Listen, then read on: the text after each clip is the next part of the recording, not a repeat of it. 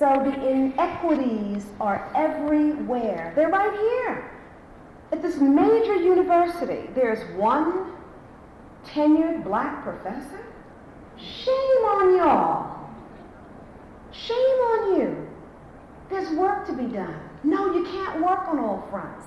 The problem in America, the problem with us as a people, it's a lack of critical thinking. If white people were thinking critically, they would look at these numbers. They would look at the numbers that are available.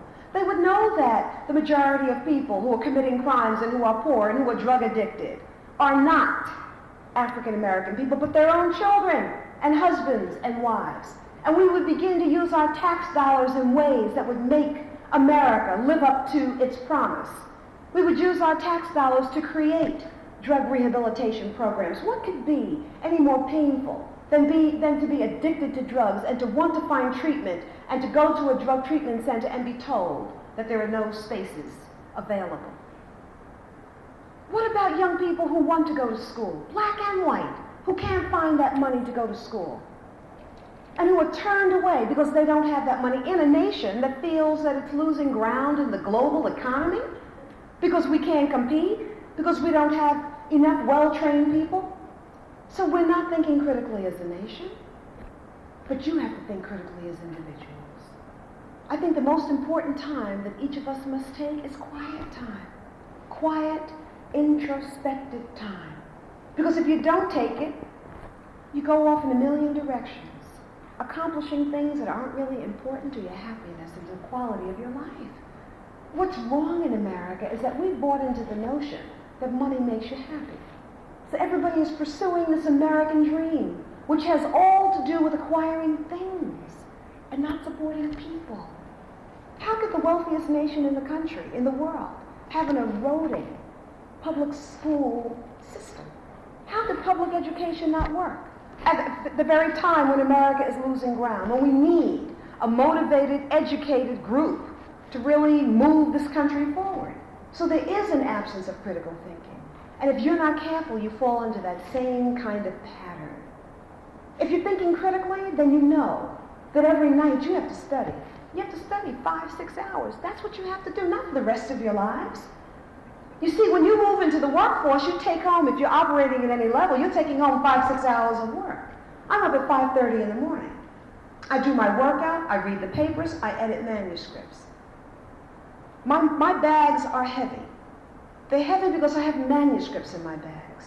In fact, there is a survey that's being faxed here. I think it's here, no, it was to come via Federal Express. And it didn't arrive because of the snow, the problems with the snow. When it comes, I'm going to ask you all to fill it out. I want you to fill it out. It will be distributed in the Women's Center. Is that where it's going to be? We're not sure yet. Black Cultural Center. Fill it out. I'm always working. This is a survey that was created by our younger editors who are in their early 20s, right out of school. They want to know what you're thinking, what you're feeling, and what's happening here on your campus. So I'd ask you to fill it out, and it'll be sent back to me. If you're thinking critically, you're eating to live. You're not eating all the junk that might be in the cafeteria, all the junk that I'm sure is in those vending machines. Not if you're thinking critically. You don't want to graduate from school 30 pounds heavier than you were when you came here. You know what sugar and salt do to your body. You wake up in the morning, you're groggy. What do? You reach for a cup of coffee. There are lots of legal drugs. There are lots of things that are in supermarkets that will poison you and usurp your good health. And if you're not thinking critically, you live on coffee. Coffee and cigarettes. Anything to keep you awake. If you're thinking critically, then you say, hey, wait a minute. If I'm sleepy, it's because I didn't get enough sleep. But there's another way for me to stay awake. Maybe I can do a few push-ups. I can take a cold glass of water. I can do a little bit of a workout. I can take a break and take a nap and get up again. But if you're not thinking critically, you will poison yourself and ultimately kill yourself if you don't make the best moment-to-moment choices. If you're thinking critically, you peruse the daily newspapers every single day. You make it a habit. And you don't forget that business section. Because if you don't read the business section, then you don't know what's happening in the world. You don't know what's happening economically in the world. All too often, we have students who are preparing for fields that are going to be obsolete in 10 years or greatly changed in 10 years. It's important that you know the players in the field you're interested in, that you encourage the librarian to make sure that those trade publications that relate to the field you're interested in are in the library if they're not there. It's important that you have internships, bless you, that you have internships this summer. There's a wonderful book called the 1994 Book of Internships, and it comes out every single year, and it lists thousands of internships available throughout the country. They are available in every single profession. The students who are most aggressive get them. You don't want to spend 4 or 5 here. Sometimes it takes 6 or 7 to graduate from Iowa State University. Oh, because it's a tough curriculum. Not only because of that, there are some other reasons in individual cases, but the point that I'm making is that you don't want to invest all that time and money and come out with great debt only to find out that you don't even like the profession you're prepared to work in. And that happens. It happens regularly. And that's what an internship will do. My niece graduated from Dartmouth, decided she wanted to be a lawyer. She wanted to be a corporate lawyer when she was still in high school. And that's the track she's on. She came out and got an internship with a law firm that was working on that Nabisco leverage buyout deal. She got that internship actually when she was in her senior year. I think she was a rising senior. She said, Aunt Susan, I still want to be a lawyer, but not a corporate lawyer. Why, Meredith? She said, because even though the young lawyers there are like 26, 27 years old, they have no lives. They have no personal lives.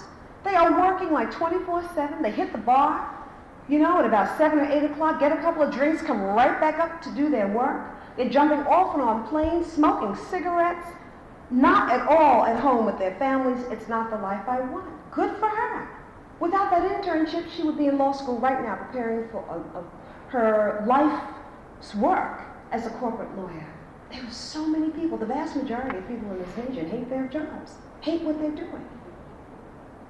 All too often when you're in school, it's like, let me get out of here. This is what I was talking to my staff about last week. Enjoying the process. Not just the printed magazine, but enjoying the difficulty of pinning down Denzel's schedule and getting that photograph done. The next issue was going to have Toni Braxton on the cover, who got sick and wasn't available, and they had to go down to Las Vegas to shoot her. So don't just think about the final product. Don't just think about graduation. Don't just think about, the essay being finished. Don't just think about the published magazine. Enjoy the process. You know why? Because that's your life. There are very few moments of completion. Very few moments of completion. You spend most of your life in the process of completion, doing the work. And that's what you have to appreciate. I can't only appreciate the manuscript written, I had to appreciate the 10 times I had to read this before it became an article. The things that will be faxed to me at every hotel that I stay in so I can stay on top of it. And then be the final product too. So don't take just those easy courses. Don't take the professor's courses that you're not going to be challenged by. Don't look for the easy route. I did that in some instances in my life, and I'm paying for it now. I absolutely am. This is your laboratory. You're not in competition with anybody else. Your only competition is with you. It's with who you were yesterday. Are you sharper? Can you calculate better? Can you speak more clearly, more exactly, more precisely? Can you write better than you did last semester? And if you're not growing, there's something I always remember, G-O-D, grow or die. That's what I tell myself. When things are hard, I want to back away from them. I can't do that. Who needs to try? You do, Susan, because you're here to grow. And that's what we resist. We resist change. We resist growth, because sometimes growth is painful. It's necessary. It's what life is about. Quiet time is the most important time you must take. Because when you take quiet time, that's when you listen to your life. If you don't listen to your life, you listen to other people about your life. And everybody's an expert on you. Everybody's going to tell you how you should think, what you should be doing, and what you should be moving toward. And you'll believe them if you don't take quiet time. If you don't take quiet time, you'll be pursuing the profession that your parents want you to pursue. I did that to my daughter. She dropped out of Howard University, went on to NYU. She still didn't graduate. Should have been out of school right now, according to my standards. Let me edit that. According to my standards. She didn't want to go to Howard. She said, Mommy, I've been in school since I was 2. Because you've been working all that time. I just need a break, Mom. Not go to college after high school? Are you kidding? You graduated the valedictorian of your class. You're going to college.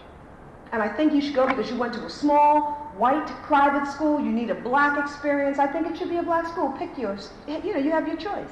She went down to Spelman and said, oh, the women were fighting down there. She went to Howard and saw, what was it, 9,000 all the way live black folks and said, yes, indeed, this is the place I want to be. And it did not work for her. She did not want to go. She wanted to stay home. She wanted to go to school. She wanted to take a break. And then she wanted to go to school locally.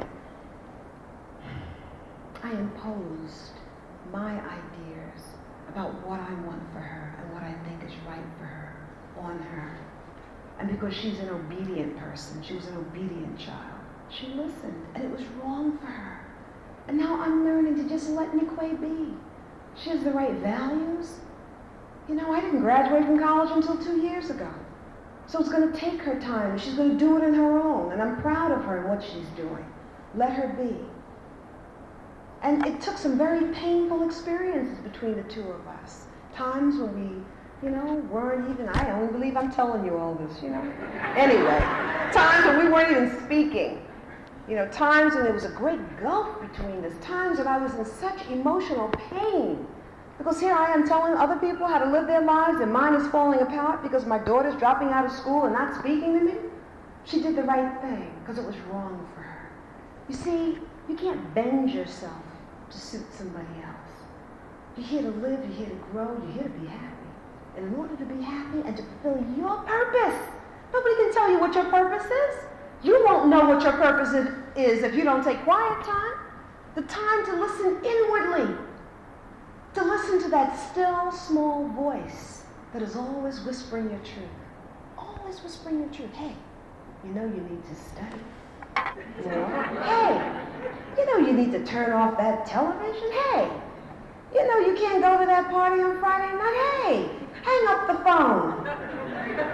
That still, small voice is always whispering the truth. That's why when we come in a room, we're afraid of the silence. We're afraid of the truth. So we pop on the television, turn on the radio, anything, not to listen to ourselves. It's the most important thing you can do. You know why? Because you're more than what meets the eye. You're human and divine. Each one of us is human and divine. And it's that divinity that you need to tap into that gives you the information and the strength and the wisdom to live your life efficiently and fully. Yes, we're here to grow, but you don't even know the arenas in which you need to challenge yourselves if you don't listen to yourself. You have to be honest with you. You have to listen to your life. If you're not a good writer, then what do you need to do? You need to write. You need to take courses that challenge you to write. Let me tell you what my quiet time did for me. I graduated from high school, went on to try to pursue an acting career, had no idea what it meant to be an actress. As a young person, 17, graduated from high school at 17. When I was 16 and 17, I saw Dorothy Dandridge and Diane Carroll on the screen, and I said, oh, I want to do that. Had never been in a play, had never acted in my life. Went to school right after high school, enrolled in an acting school after work, and started studying, and the parts came. I used to be an extra on As the World Turns. I became a part of the Negro Ensemble Company, understudying a major role. I was understudy in a major role on Broadway, and I remember sitting in that theater saying, if this woman ever got sick, I'd be in trouble, because I could never get that ridiculous part in my head. By that time, I was married. I was 22 years old, and I decided I was going to do something that pleased me because I was pregnant. And I said, there's no way, but I could run around the country and stay up, you know, late hours and rehearse 12 hours a day pregnant. Where would my daughter be? Where would my child be? I didn't know at that time I was having a daughter. So I decided to do something that was always in the back of my mind. I was going to start a cosmetics company, and I did. And Essence was born the same year that my cosmetics company was born. They heard about me and they couldn't find a beauty editor because all the sisters who had graduated from journalism schools were not interested in or trained to write about beauty. It was the height of the Black Power movement, but beauty was seen as a mundane subject. That's how I got my foot in the door. I began working at Essence. They moved me up through the ranks, from beauty writer to beauty editor, fashion and beauty editor. In 1981, the publisher said, you know, we're thinking of you for the editor-in-chief's position. A joke. Oh, please. Me for the editor-in-chief's position? A high school graduate? A commercial high school graduate at that? If you know anything about the way a magazine is structured, here you have the editor-in-chief, and then you have the editor. And you have the executive editor, the managing editor, the senior editors, the department editors, fashion, beauty, health, finance, contemporary living, whatever other departments a particular magazine might have.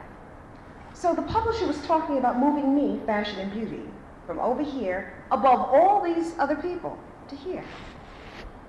I didn't believe him. It wasn't anything. If he had brought in 5 other editor-in-chiefs without ever thinking of me, it wouldn't have bothered me at all. I loved what I was doing as fashion and beauty editor. I still hadn't even completely done the kind of work that I wanted to do in that arena in terms of images, which is something else that needs to be looked at in magazines that I don't have time to talk to you about today, so maybe another time when I come back, you know. At any rate, I went home that night, and I called up my guy, and Mel Nunes was his name, and he is a lawyer and has an MBA.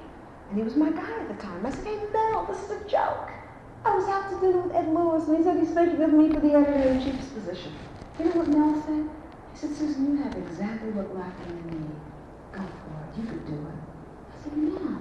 He said, sweetie, you can. That's why it's important to surround yourselves with positive people. Melly, you think I can? He said, girl, I know you can. Okay. Because if you don't believe in you, sometimes if there's someone who you believe in, who believes in you, you see a talent in yourself that you otherwise don't see. That next day, I walked into the publisher's office. I put my hands on Ed Lewis's desk, and I said, when? I'm ready. And within several months, he appointed me to the editor-in-chief's position. Now, there was no big-time celebration, no hip-hip hooray, right? Hip-hop hooray. 2 editors left. They walked out. How could they put this person who didn't even go to college in the editor-in-chief's position? There were people who called up Ed Lewis and told him that he was making a terrible, terrible error in judgment. Well, you know what I got busy doing? I got busy looking at why I had stopped reading the magazine I was working for, and began talking to people all over the country and making the changes.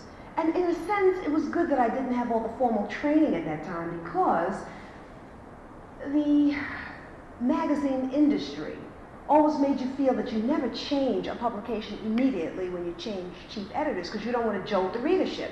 Losing the editor is jolting enough, especially in a magazine like Essence, where the editor writes a column and her image is in there and the readers know who she is. Nobody told me I couldn't. I didn't know I wasn't supposed to do that. This high school graduate was smart enough to hire the smartest people she could find, and that's what I did. I hired some awesome sisters and brothers and transformed that magazine in one issue, redesigned it, reformatted it, and the magazine just took off. Within 2 years, a local television station came to us and said they wanted to put the best of Essence on television. The Essence television show was created. The next year, it went into syndication, and it was all over the country and world, and it was an incredible thing. But let me tell you what happened to me. When I was at Essence Magazine with all of these highly trained and highly skilled sisters and brothers, some of whom were 2nd and 3rd generation college graduates, whatever I didn't know, they could say, hey, tell me what that word means, or tell me what this concept means, or how do you do so-and-so? Because, you know, educated people want folks to know they know, so everybody would tell me. I never had any feelings of insecurity. But with the television show, I was charged with traveling across the country and doing all the celebrity interviews and interviewing some of the most brilliant people in the world. 1984, Jesse Jackson's first, run for the presidency of the United States. Charged with interviewing Jesse Jackson about his first political run and the history of black politics? What did I know about the history of black politics?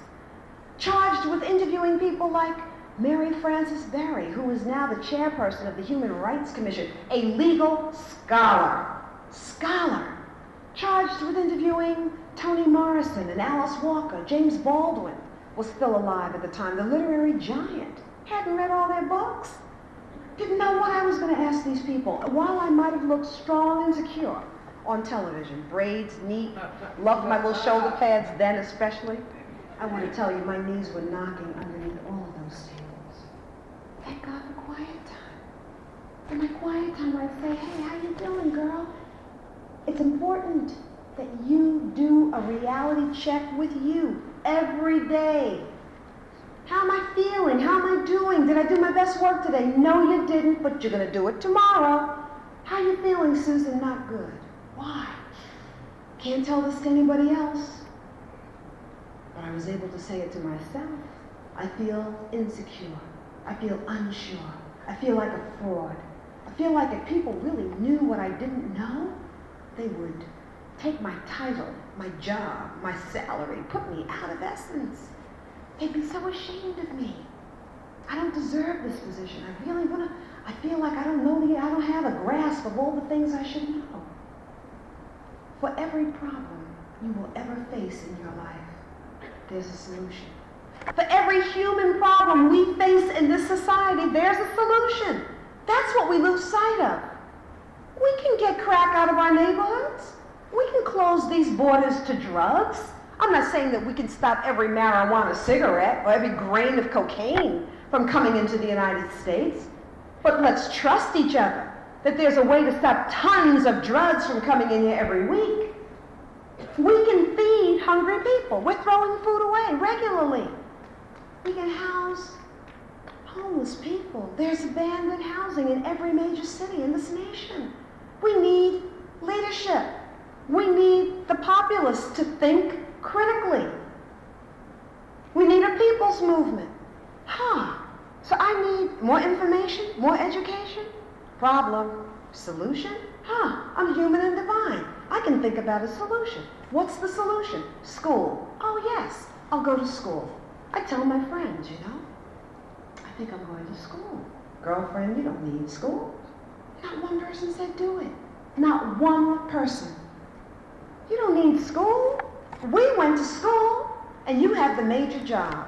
Making more money than us, you're high profile, you're nationally known. Susan, don't worry about it. The world is your school. You'll grow as you go, as you travel. Buy books and read them. That's a good idea. Now maybe you'll buy the books and read them. Or maybe you will, not me. There's no way I'm going to read anything about cosmology or the history of black politics without the discipline of the classroom. But that's taking quiet time and getting to know me. That's what I require. Okay, and after going back and forth and listening to people and scratching my head, are they right or wrong? You better do what you know is right for you inside. Each one of us has a finite amount of breaths. We're here for a finite amount of time. You see, when you're 21 and 22, 18, 19, you think you're here forever. You can't even imagine being in your 30s and your 50s and your 70s. Can't even imagine it. Well, let me tell you something. I was just 25. I was just 25. How did I turn 48 2 Sundays ago? My daughter is 24 years old. So I'm telling you, you have a finite amount of time, and almost in a blink of an eye, the snap of a finger, you're going to be looking at 33 and 43 and 53 and 73 if you're lucky. Use your time wisely. So yes, I went and took that test, and certainly when I would walk through the halls at Fordham University, the Jesuit school across the street from my house. Forget picking the school that you really want to go to, Susan. Go to school. The Great Triangle, from Essence to Fordham, home. 7.5 years at night, Saturdays, early mornings. I walked right across that stage in 1991 with those 21-year-olds and got my degree and felt so proud with my daughter and my husband and my family in the audience cheering me on. And now, yes, my bags are heavy. You know why they're heavy? They're heavy with my math books. Because I really want to get an MBA. I want to get into the executive MBA program at Columbia University. Why? Now, Susan, come on. People now say, what are you trying to prove? What do you need to do that for? Because in essence, they think I can do anything. Go on and build a business. Start a new business at Essence. No. I learned how to be a beauty editor by being one without the training. I learned how to be the fashion editor by being one without the training. I learned how to be the editor-in-chief without the training. This time, I want the training to precede the doing. And that's why I'm going to grad school. I want to learn how to help African American people and African Caribbean people to build self-supporting institutions. I want to help us learn how to build self-supporting cooperatives that are owned by the community and that are profitable. I owe this to my people, and so do you. You owe a lot to your people because our talents do not belong to us. They really belong to our community. So yes, I have a lovely life. I work real hard, 7 days a week, long, long hours, but I don't ride the subway. And I have a gorgeous apartment and a number of homes. And I can go in a department store and buy just about anything I want. And that's a real gift, because that's not how I grew up. I grew up in what some people think is the bottom of the world, East Harlem, El Barrio, La Maqueta, 116th Street and Park Avenue, where drugs first began to work, their way. Drugs began to work their way out of the jazz clubs in Harlem in the late 50s. That's the neighborhood I came up in. And my parents struggled. I remember my mother putting cardboard in her shoes so that she could send my brother and I to Catholic school. Catholic school, those little nuns, thank God, they wrap your fingers and pull your ponytail. That's how I was able to move beyond high school without going to college and do a little bit of work. But I'd be foolish to think, as people have told me, girl, please, you don't need all of that. You're Essence. You are Essence. I'm not Essence. I have a job at Essence. The person who had the job before me thought she was Essence too. They fired her. They fired her. I'm telling you, they fired her. She worked on that magazine for about 10 years, moved to the editor-in-chief's position, and she'll remain nameless for 1 year. And the circulation began to tumble, and she was out the door. Black folks don't fire you any differently than white folks do. If they're not making their numbers, you're gone. You are gone. If Essence ever became unprofitable, or the circulation began to dip, somebody else would be sitting in that editor-in-chief's position. I don't want my future to be dependent on whether or not Essence wants to keep Susan Taylor. I don't want my future to be dependent on my daughter, or on you, or on this government. Because I see how America treats poor people. And I see how America treats old women, and old women of color. To be old, poor, black, and female in America is to have no power. That's not my choice. You see, when I'm 70 years old, I want to be able to write out a couple of checks and say, I'm going to send 30 kids to college. That's what I want to do. I want to be able to summon my driver. I don't want to be cowering at a bus stop, afraid that somebody's going to come along and knock me over my head. When I'm 70 years old, I want to be able to go to my condominium in the Caribbean that I don't have. I want to have that. I want to be able to travel the motherland and do the things I cannot do now because I'm working hard, trying to build an organization. But I'm also thinking critically. And I'm saying, I'm 48 today, and in 10 years I'm going to be 58. I'm going to be 58 anyway, whether or not I go to school and get an MBA. But I'm going to be 58 with an MBA. I'm giving myself a 10-year window. Now, maybe you can do it in 2 years. It might take me 10. I don't care. And maybe it won't be 10 years. Suppose I don't make it in 10 years. Then what? Then it'll be 12 or 13, because I'm only competing with me. And you see, I'll share this with you. The folks at Columbia, they said, take the GMATs. I said, I'm not ready for the GMATs. I never even heard of a power before 3 years ago. How am I going to take the GMATs? I read that little thing in the front of the book, the introduction, that talks about what the GMATs measures. It measures your learning, about your mathematical learning over a long period of time, from like the 7th grade through the 12th, where I didn't learn algebra or geometry, never had it, until I took one little course in college that I just said, I have to do it to graduate. But if I was even thinking critically when I was in college, I would have started taking my algebra courses then. So now I'm making up for it, and I did take those GMATs. I did fine on the verbal part. I'm ashamed to tell you what I did on the math part. But I'm going to tell you. I came in the lowest 2 percentile.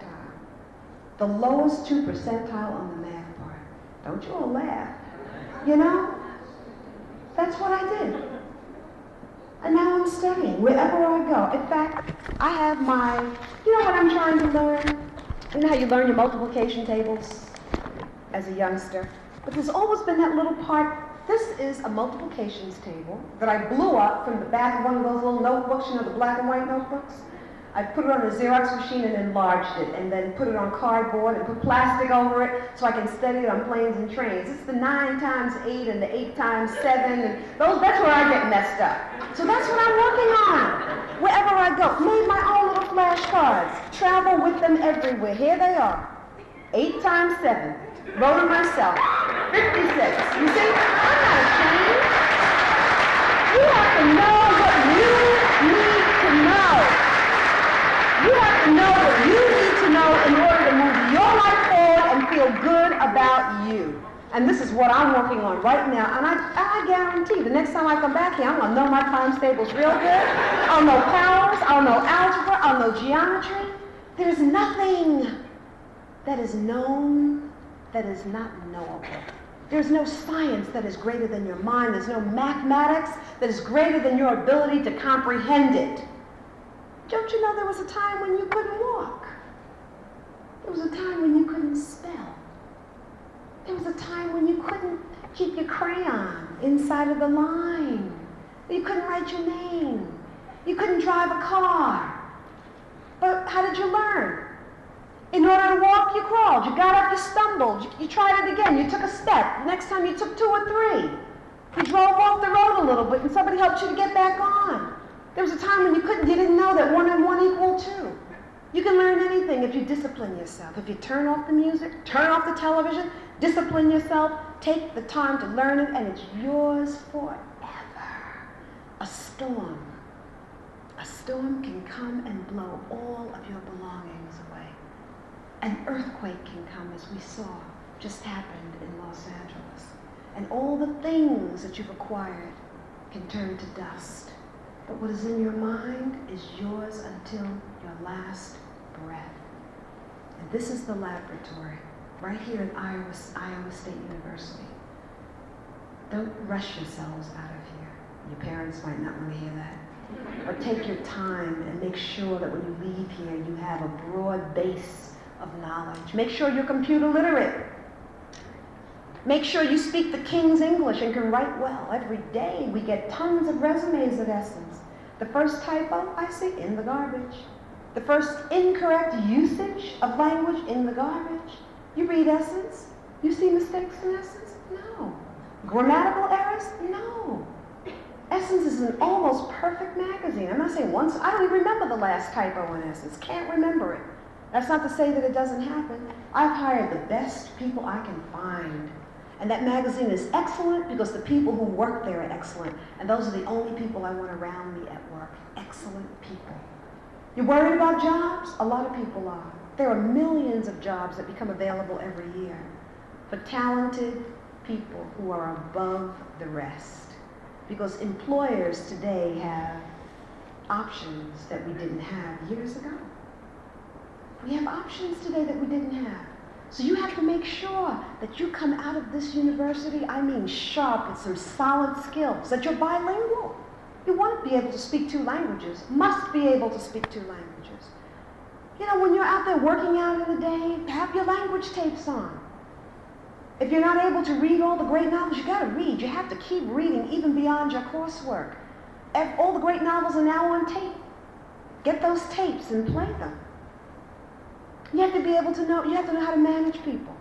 You want to be a manager, right? You have to know how to get along with people, how to be a team player, how to manage people, how to motivate people. More than anything, you have to know how to motivate yourselves. You have to have a broad base of knowledge. If you're a journalism major, an architectural major, don't just take the things that are required. Students who are not African American students, you'll need to take some multicultural courses. Find out about other cultures. Because you're going to be confronting these people. You're going to be working with them. You want to be able to get along with them. And my sisters and brothers, make sure you know your history, whether it's taught here or not. Make sure that you spend time in that library knowing who you are. So when the boat begins to rock, and it's happened here, and if it doesn't, somebody's going to threaten you somebody's going to make you feel like you're unworthy or that you're not intelligent, you will know who you come from, who you are, and where you're going. And all that information is available to you in books and through your family. But you see, if you know your history as African American people, you know that the hardest time is behind you. Our challenge now is to know who we are, where we are, and to handle the tasks of the moment. Your challenge is to learn everything that's made available to you here now that's important to what you want to do in the future. That's the task at hand. Relationships, sex, all that good old stuff needs to go on the back burner. And I say this to my brothers and my sisters. You know sex can kill you now. You don't need me to tell you about AIDS and all the sexually transmitted diseases and the importance of using condoms, which, by the way, are not guaranteed barriers against pregnancy or the transmission of deadly and infectious diseases. Abstinence is the only safe measure. It's the only guarantee. And just what's been inculcated in us, you know, as young men and women, I'm putting myself in the us young men and women. Men are taught that, you know, get as much as you can. The more women you can take to bed, the more of a man you are. That's your precious body. Not everybody deserves your precious, beautiful body. Every woman who wants you should have you? Heck no. Anybody who you lay with, anybody who you sleep with, anybody who you make love with, you better be ready to be in that person's life for the rest of your life. Because there's a chance that she will become pregnant. And if you have a child with somebody, they are connected to you for life. That's the reality. And nobody, no man, feels good about having a child that he can't support. No man. No matter what swagger he might walk with and whatever talk he might talk, nobody feels good about having a child they cannot support. And the reality is that if you don't want that person to raise your child and to be connected to you for the rest of your life, you have no business making love with that person. And my sisters, I know the pressure. I know the pressure that men often put us under. If you loved me, you would. Now, you know you're not supposed to. But if you loved me, you would. You know what you're supposed to say? If you loved me, you wouldn't ask after I've said no. And if anybody tries to push you to have sex with them, make sure you get away from that person as fast as possible and never be in that person's company alone again. You don't want to, as young women, grow older and look at like, whoops, 3 people over there I slept. Oops, slept with them too. Not a good feeling. Not a good feeling. And men don't tell you that. Men tell their daughters that, but they never tell women who they want to go to bed with that. You don't want to be 48 years old. You don't want to be my age and count 30 men who know you intimately. I'll tell you, I've been married now for almost 5 years. I'm married to the best man I know, my Kefra. You know? And I mean, he's just wonderful. I fell in love with his mind first. It's always that sexual attraction. But that's a delicious thing. You don't have to move on it because you're feeling it. Because I want to smoke a cigarette doesn't mean I have to pick it up. Because I want to eat a pig's foot doesn't mean I have to pick it up. Because I want bacon and waffles every morning doesn't mean I have to pick it up. You have to discipline yourself. Is it good for me? Is this what I should be doing at this moment in my life? I don't know one man who ever moved away from a woman he cared for because she wouldn't sleep with him. But I can tell you about plenty of them who didn't marry women who were real easy. Plenty of them. I listened to my brothers talk when I was growing up. I listen to my male friends today. Don't do anything that a brother wouldn't want his little sister to do. You know, be the guardians of your bodies. Women, life, the future comes through you. Your body is really a very, very, very sacred vessel that you have to be very, very careful with. We have to look at some new ways of trying to organize our relationships. These are the things that parents never say. But I would say to there's a universe between shaking somebody's hand and having sex. There's a universe of pleasure. There's touching and chatting and patting and feeling and looking and all kinds of ways of satisfying each other that you must learn how to do in this age of AIDS. Because you don't want to die of a deadly disease, and God knows you don't want to be pregnant before you have enough money in the bank to live without working for 2 years, with or without a man.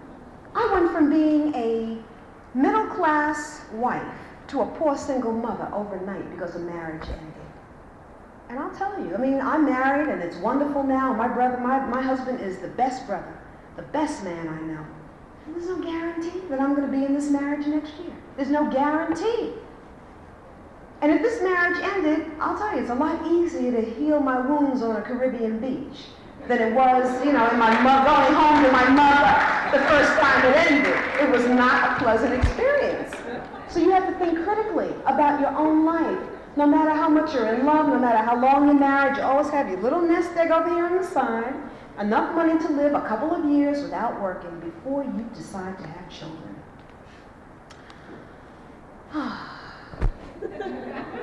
Do you know who you are?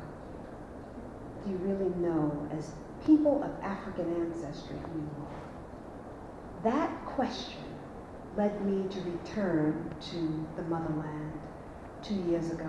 I wanted to go to Ghana, to an English-speaking West African country. I wanted to visit the slave dungeons. I wanted to go through those doorways that Africans call the doors of no return, that our ancestors passed through on their way to those canoes that led them to the slave ships. I wanted to speak to the curators at the University of Ghana and at Cape Coast Castle about our experiences. Yes, we know we have a rich and glorious history, and we know we come from those ancient people who created astronomy and mathematics and medicine, the people who built the pyramids, the people who built the Sphinx. We know that our history is connected to the people, those peoples who lived in ancient Kemet, Egypt. And we know that our people migrated west, and that many of our people were captured not along those coastal areas, as I learned in Ghana, but that those Africans who lived along the coastline were hired to go into the hinterland to capture young Africans who would be enslaved. We forget that Phyllis Wheatley, whose poetry we still love, was captured as a 7-year-old Senegalese girl and brought here in the 1700s in shackles in the bottom of a slave ship. I slid into the male dungeon in Ghana, 10 feet below the earth. I said to the curator, why am I sliding? He said, because you're trying to walk on hundreds of years of impacted human feces. Hundreds of years of impacted human feces? The slave trade didn't begin in 1609, as we learned. The slave trade really began in the early 1500s when those first ships left that region above Senegal and took enslaved Africans to Portugal. The Portuguese started the slave trade. And then it expanded across the Atlantic Ocean to South America, up to Central America, the Caribbean, and to the continental United States. In those dungeons, I looked at those stone walls. You could see them now because there's one little light strung there for you to see. The walls. The curator said, go and look at the walls. You could see where those enslaved Africans dug their bare hands into the walls. No light, little ventilation, one little slat in the ceiling for air to come into the slave dungeon so that they wouldn't suffocate. No benches, no beds, very little food. They ate, they slept, they defecated and urinated, all in the same place. It was a horrible, horrible place. It was a space in which, no bigger than this space right up here, in which 100 people would feel uncomfortable for any measure of time, but in which as many as 1,000 men were held for months, waiting for those ships to come back. Come back from Europe, the Middle Passage, from the west coast of Africa to South Central America or the Caribbean, or the Caribbean islands, continental United States to Europe, dropping off those goods, the cotton, the tobacco, and coming back to Africa